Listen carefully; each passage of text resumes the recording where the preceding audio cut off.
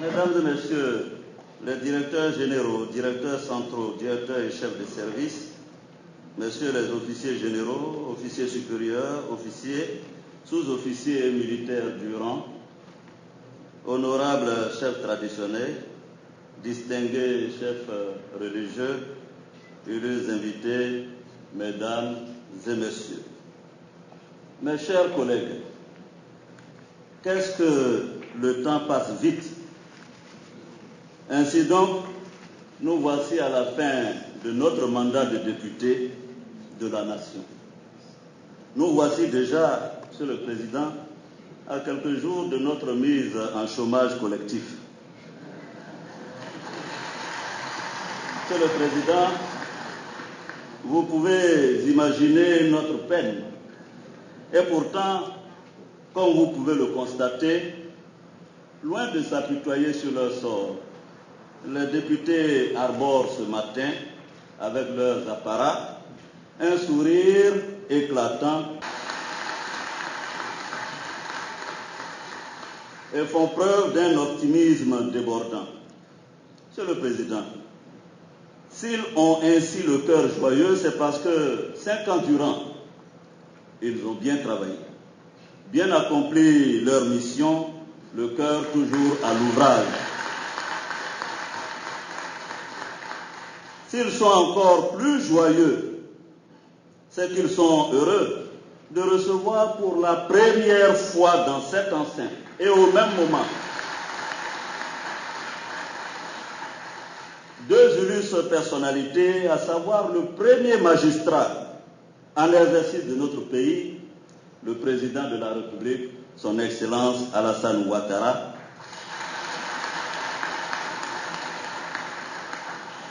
et le président Henri Konan Bédié.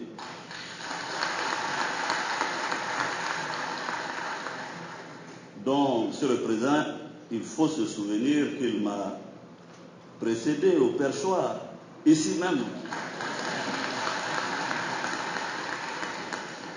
Les députés se sentent honorés de cette marque de considération qui rehausse et renforce le prestige de leur institution. Excellence, Monsieur le Président de la République, je me dispenserai aujourd'hui de dresser un portrait de vous, car le peuple vous connaît et il vous connaît très bien. Par 2 fois, il vous a élu et largement élu.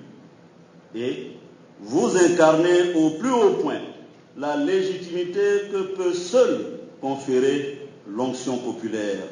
Monsieur le Président, assurément, la voix du peuple ne trompe pas. La voix du peuple ne se trompe pas. Il y a des hommes qui sont portés par l'histoire, mais il y a aussi, et c'est bien plus rare, de grands hommes qui font l'histoire. Indéniablement, vous faites partie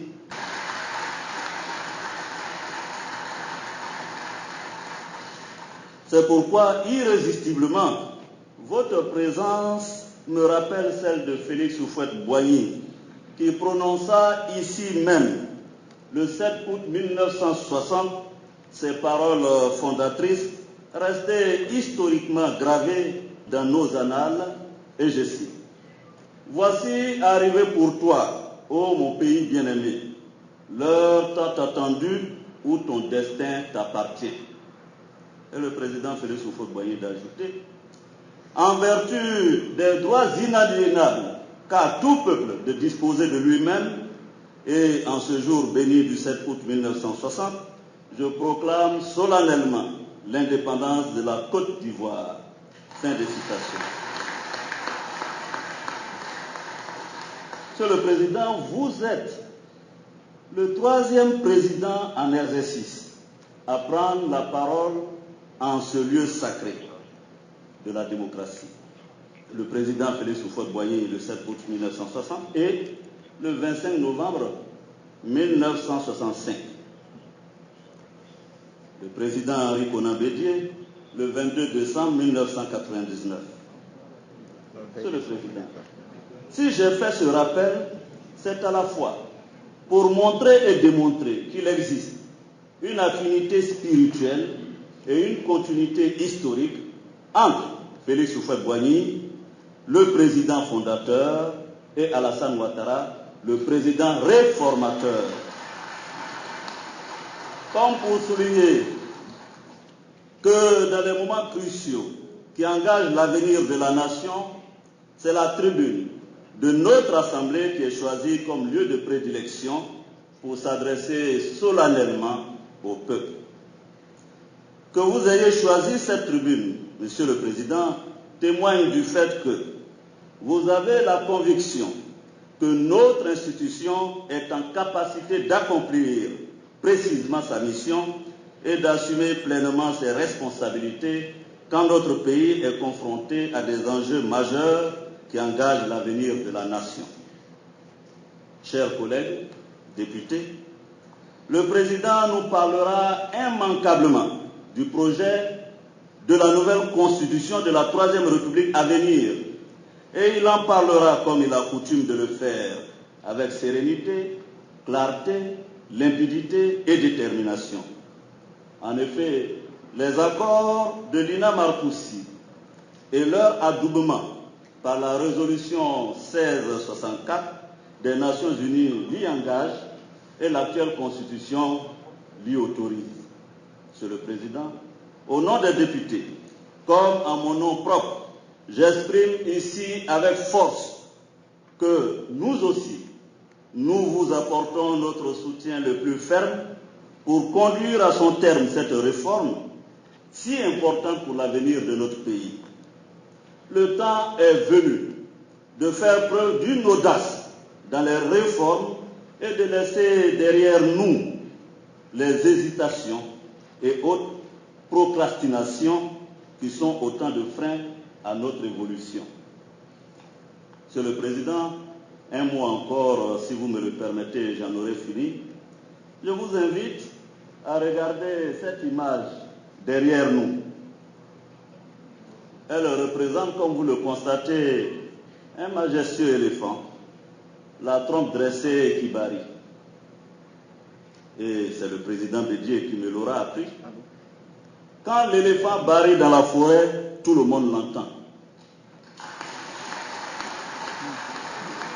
Monsieur le Président de la République, comme cet éléphant, quand vous aurez parlé à la nation tout entière, tout le monde vous entendra.